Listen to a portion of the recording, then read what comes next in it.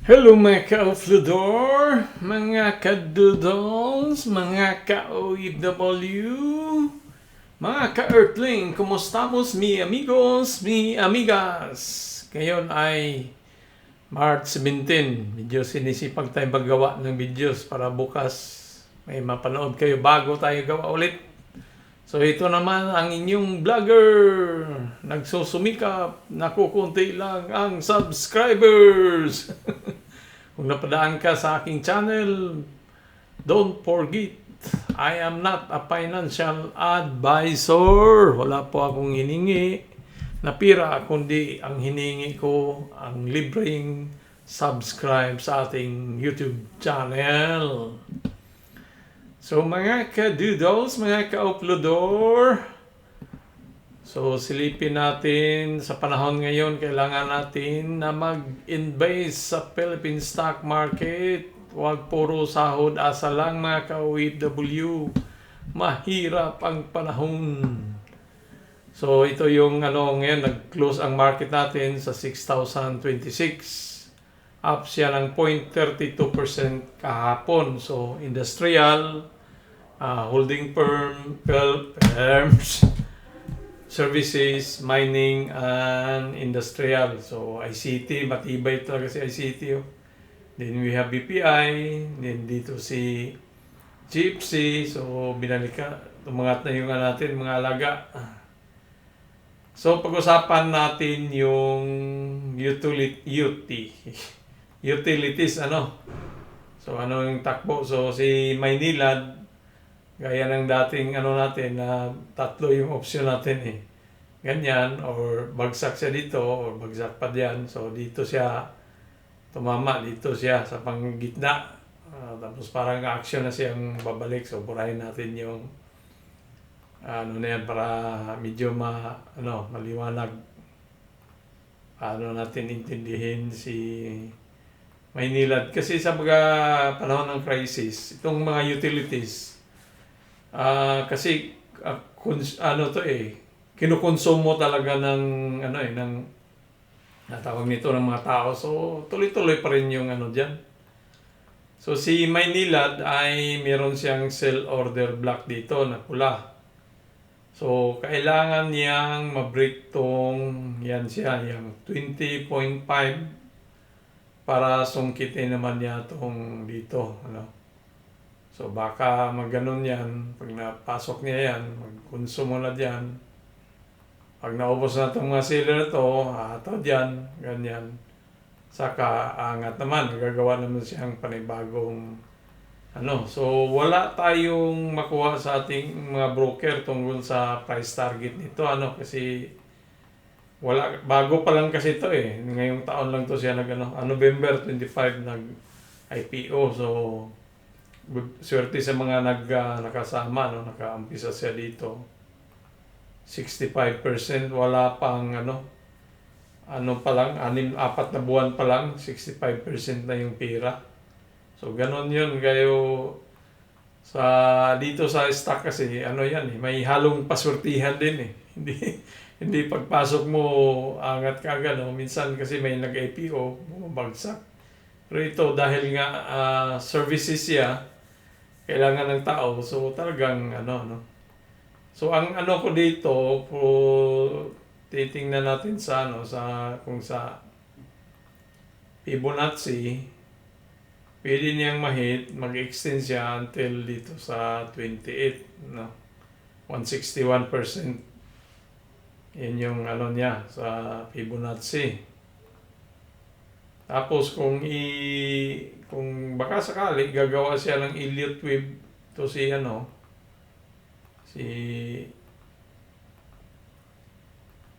Maynilad. Ang Elliott wave kasi itong 0.2 at saka 0.3, siya yung pinakamahaba sa lahat.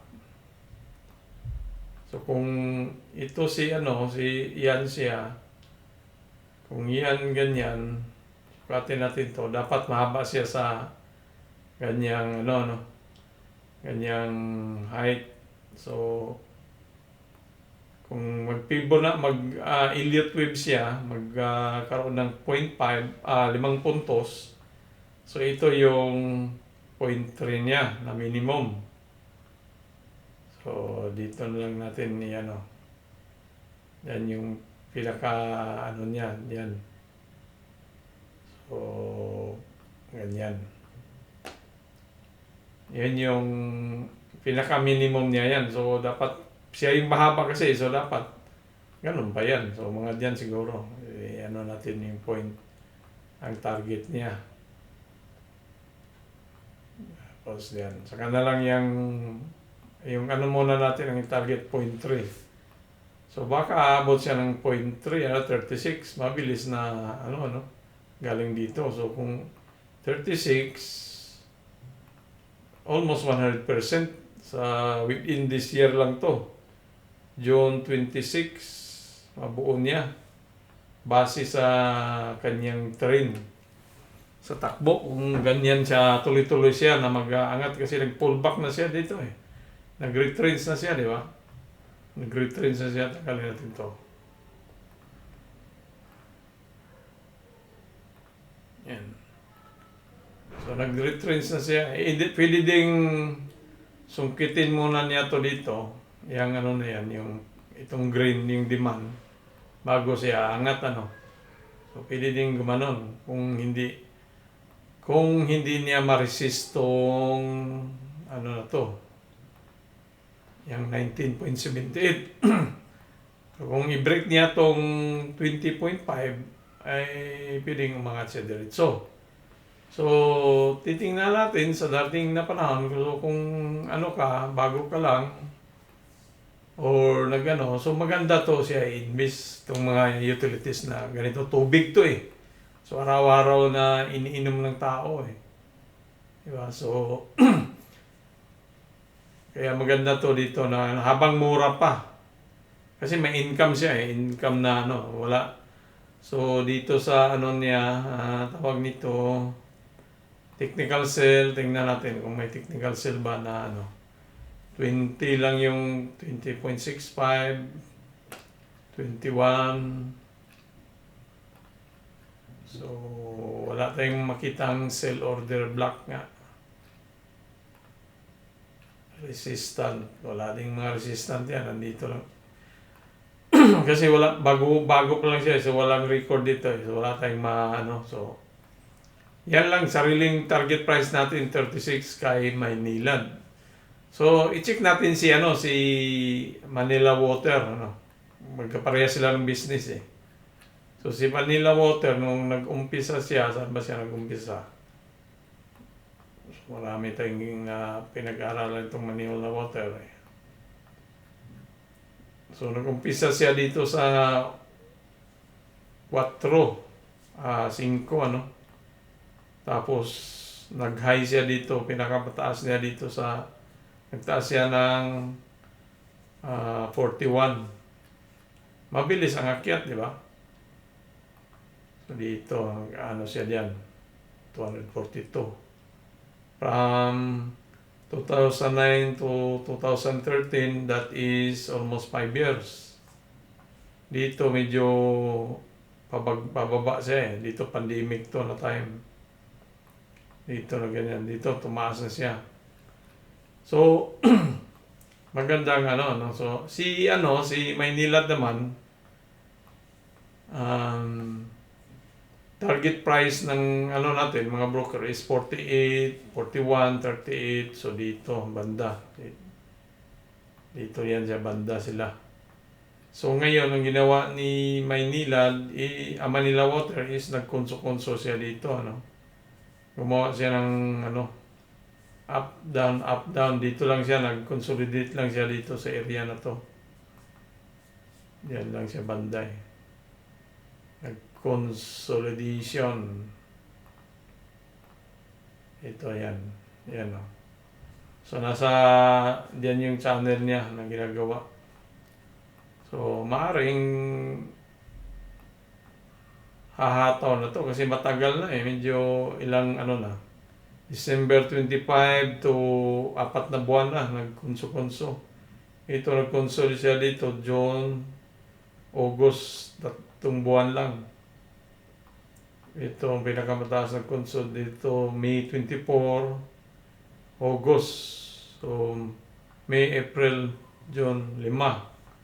So, dito sa ngayon, medyo ano na, December, mag-apat na buwan na, nagkonso-konso.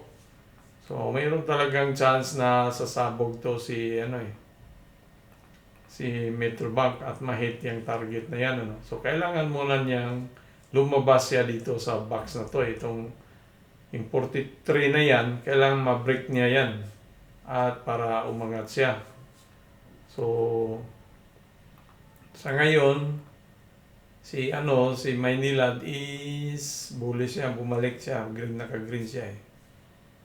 So, kaya kung ka dito, maganda to eh, habang mura pa rin sila eh. So, si Maynilad nga eh, nasa 20 plus na, pa lang, nasa 40 pa lang, ilang taon na to siya, matagal na. Ilang taon na, nung nag-umpisa, 2009 yun nag-umpisa, 2006 nag-umpisa. So, bakit kaya na ganun-ganun lang siya? So, sa ngayon, pag papasok ka at ma-hit yung target na yan, magkaroon ka pa rin ng 20% kay Manila Water naman. So, yan yung pangalawang natin. So, long term lang pa rin yung mga utilities na yan. Next is, nasa blue chip yata si Meralco, Corrente. Meralco, yan. Si Meralco, nasa siya, nasa 600 to, medyo mahal-mahal na to siya eh. Namimigay siya ng, malaki yung bigayan ng niya. Yung, hindi tayo makahabol nito eh, wala pang sahod, 24 yung ex-dividend date, so malaki yung 1672. So target price ng ating mga broker ay 720,622 dito sa may kulay blue.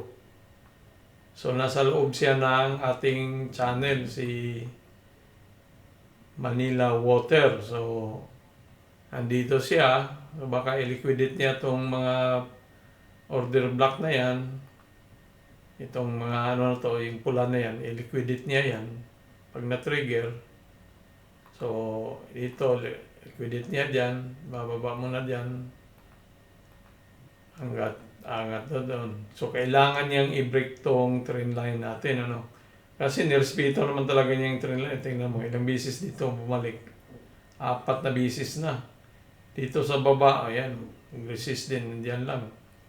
So darating talaga ang panahon, pagdating ng panahon, ikaw ay babasagi na.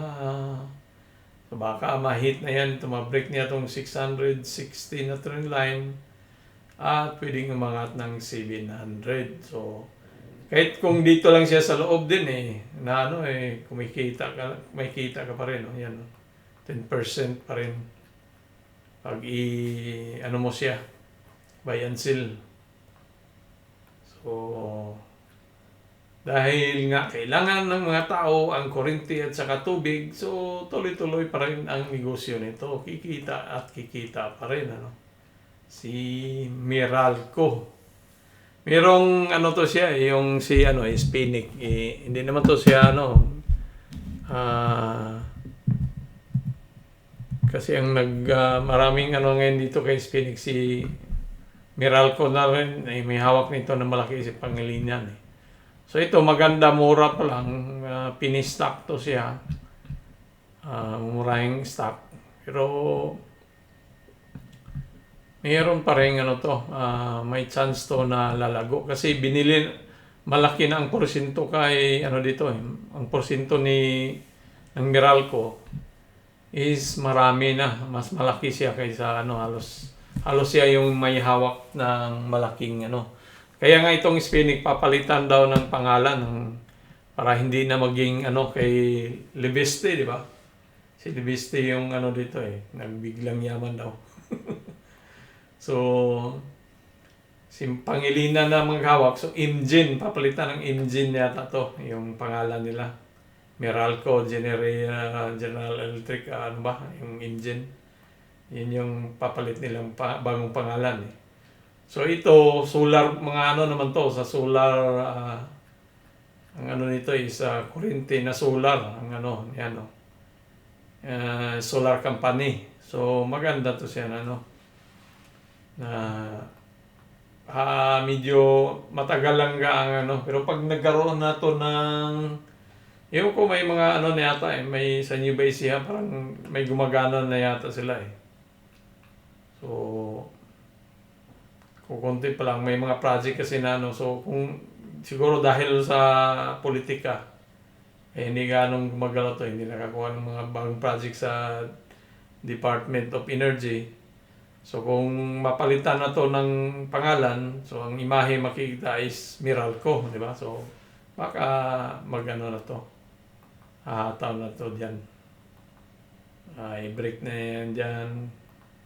Kasi yung ano ko ito, baka nag-form siya ng cap. Nag-form siya ng cap. Tapos, babalikan to niyang presyo niya na 2.2, yung pinakamataas, ano. So, dito natin siya nabili dati. Matagal na, 1.52 natin nabili. So, nung una pa, so, akala ko naman, dito nga, nung bumalik siya dito sa July 25, akala ko break na niya tong ano eh. Angat niya eh, kasi, inayaan ko lang yung kwenta. Nag-down, parang mayroong nangyayari dito eh, banda eh, na politika eh. Kasi action na siyang ganda na yung takbo niya paangat. So, di ba, yan lang yung ano diyan. Maliit lang naman yung so, talo tayo ng ano ngayon, 17% paper loss lang yan ha.